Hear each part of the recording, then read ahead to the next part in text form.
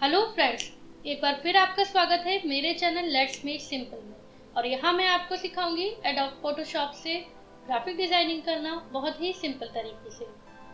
तो आगे बढ़ने से पहले मैं आपको बताना चाहूँगी कि ये इस सीरीज का 4th वीडियो है और इससे पहले मैंने जो 3 वीडियोस बनाए हैं उनका लिंक डिस्क्रिप्शन बॉक्स में नीचे दे दिया है।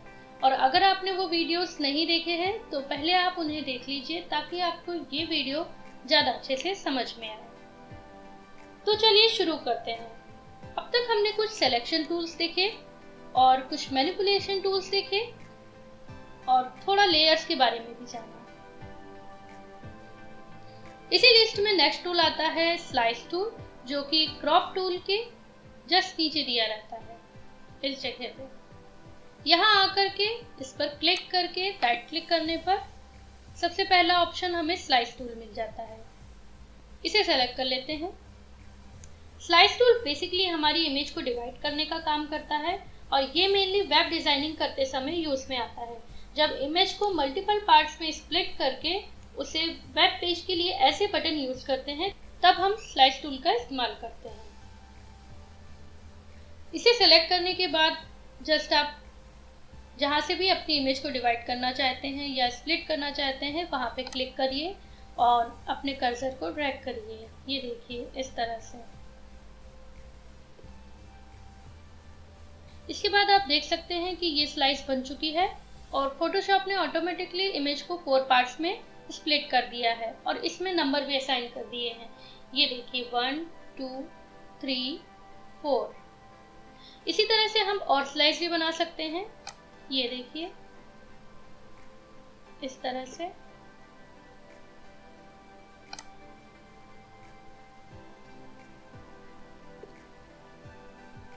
अब आप देख सकते हैं कि ये बिल्डिंग्स जो हैं ऊपर से छूट गई हैं स्लाइस बनाते समय। और अगर स्लाइस में इन बिल्डिंग्स को भी मुझे लेना है तो उसके लिए फिर से आप टूल बार में जा करके और स्लाइस टूल पे जाके राइट क्लिक करेंगे और इस बार आप सेकेंड ऑप्शन चूज करेंगे स्लाइस सेलेक्ट टूल।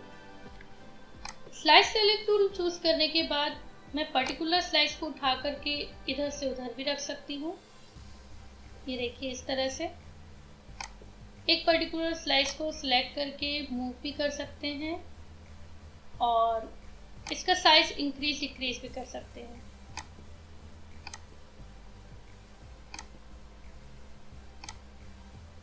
ये देखिए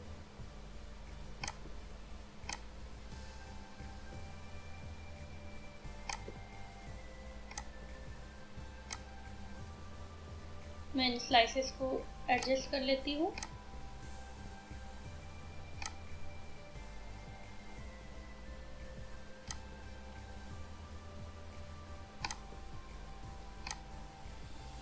ये देखिए अब मेरी ये बिल्डिंग्स जो थी वो भी स्लाइस में आ चुकी हैं और जैसा मुझे स्लाइस चाहिए था बिल्कुल उसी तरह से बन चुका है।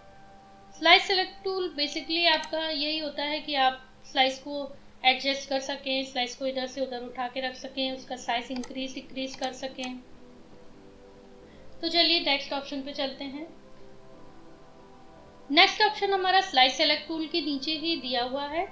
इस पर जाकर के क्लिक करके राइट क्लिक करने पे हमें सबसे पहला option spot healing brush tool का मिल जाता है।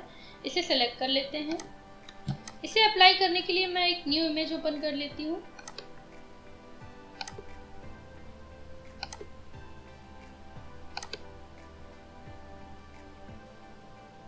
ये मेरी एक न्यू इमेज ओपन हो चुकी है और इसकी डिटेल्स देखने के लिए हम इसको जूम कर लेंगे।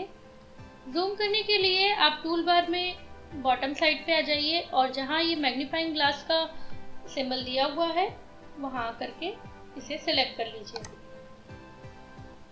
ये देखिए और जस्ट अपनी इमेज पे आके क्लिक करिए, आपकी इमेज जूम हो जाएगी। आप किसी पर्टिकुलर पोर्शन को भी जूम कर सकते हैं। उसके लिए बस क्लिक करके अपने कर्सर को ड्रैग करिए और फिर रिलीज कर लीजिए। ये देखिए मेरी इमेज की पिक्सेल्स थोड़ी कम है तो इसलिए ये ब्लर हो गई है। अब अगर आपको इतना ज़्यादा जूम इन नहीं चाहिए तो इसके लिए आप अपने कीबोर्ड पे ऑल्ट प्रेस करिए और आप देख सकते हैं जैसे ही मैंने अपने कीबोर्ड पे ऑल्ट प्रेस करा है तो मैग्नीफाइंग ग्लास के अंदर प्लस की जगह माइनस का साइन आ गया है और अपनी इमेज पे क्लिक करिए। ये देखिए, इस तरह से आपकी इमेज जूम आउट हो जाएगी।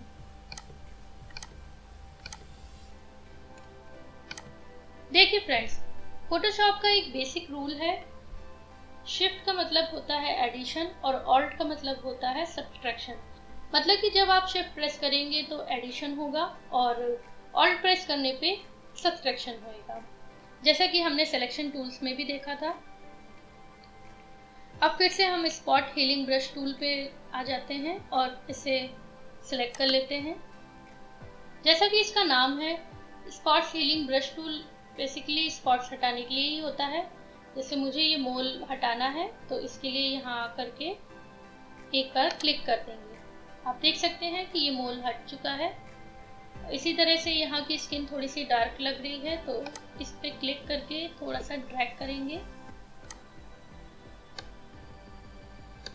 तो आपकी इमेज की स्किन थोड़ी लाइट हो जाएगी।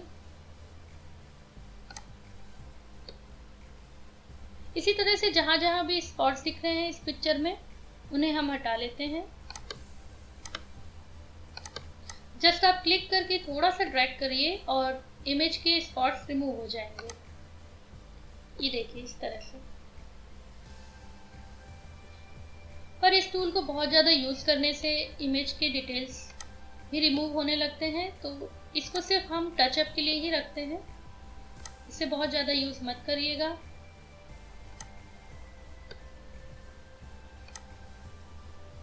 ये देखिए फ्रेंड्स,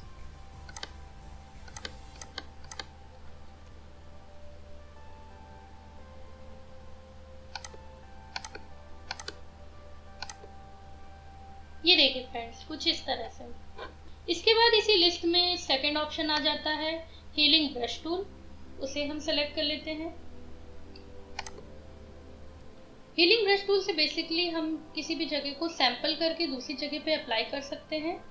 जैसे कि मुझे यहाँ की स्किन ज़्यादा सही लग रही है तो इसे अपने कीबोर्ड पे ऑल्ट प्रेस करके क्लिक करने से यहाँ पे की जगह सैंपल हो चुकी है।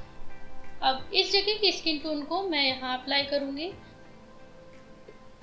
और ये देखिए, यहाँ की स्किन का कलर बिल्कुल ऐसी स्किन की तरह होने लग गया है।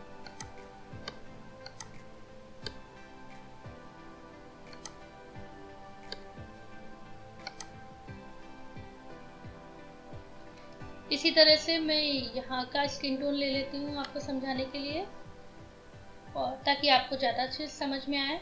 और ऑल्ट प्रेस करके अपने कीबोर्ड पे जस्ट क्लिक करने से ये स्किन टोन सैंपल हो चुका है और इसे हम यहाँ पे अप्लाई करेंगे।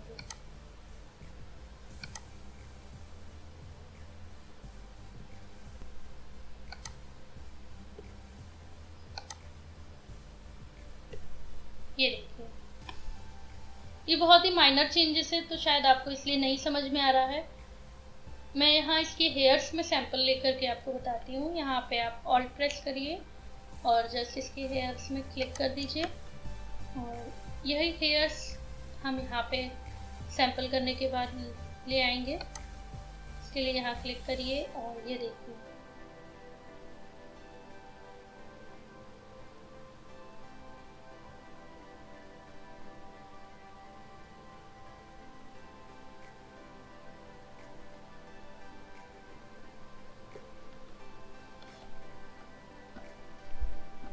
आप देख सकते हैं कि जैसा हमने सैंपल एरिया सेलेक्ट करा था बिल्कुल वैसे ही यहाँ अप्लाई हुआ है।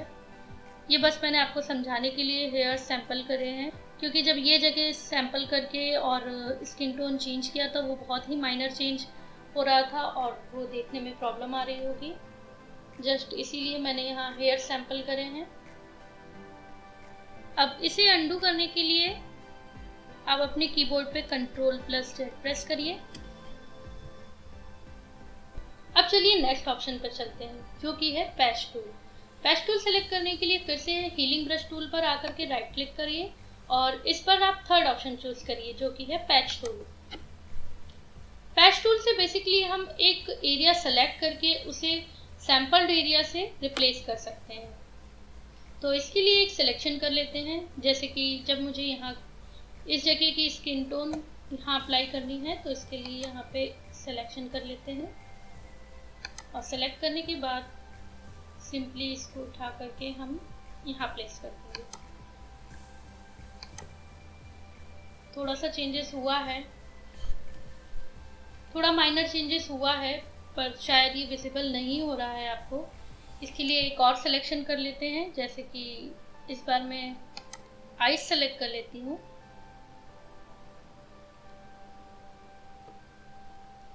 और इसे ले जाके हमें जहाँ भी इसे प्लेस करना है वहाँ अपने कर्सर को रिलीज कर दीजिए। ये देखिए, ये हमारा सैंपल एरिया था जिसे हमने उठा करके दूसरी जगह पे प्लेस कर दिया है। इसी तरह से इस आई को भी हम सिलेक्ट करके और इसे उठा करके इस पे जस्ट क्लिक करके इसे यहाँ छोड़ दें।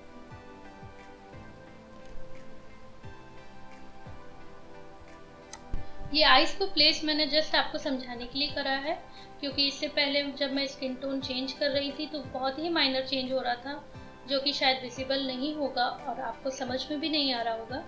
इसलिए जस्ट मैंने आइस को इधर से उठा के इधर प्लेस किया है। अब आज के लिए फ्रेंड्स सिर्फ इतना ही, और आने वाले वीडियोस में हम कुछ और टूल्स सीखेंगे, जैसे कि red eye, brush tool, stamp tool, clone stamp tool. और अभी तक भी आपने मेरा चैनल सब्सक्राइब नहीं किया है तो प्लीज़ इसे सब्सक्राइब कर लें और बेल बटन भी प्रेस कर दीजिए, ताकि मेरे नया वीडियो अपलोड करते ही आपको नोटिफिकेशन मिल जाए। और आपको मेरा ये वीडियो पसंद आया है तो प्लीज़ इसे लाइक करें, शेयर करें। Thank you.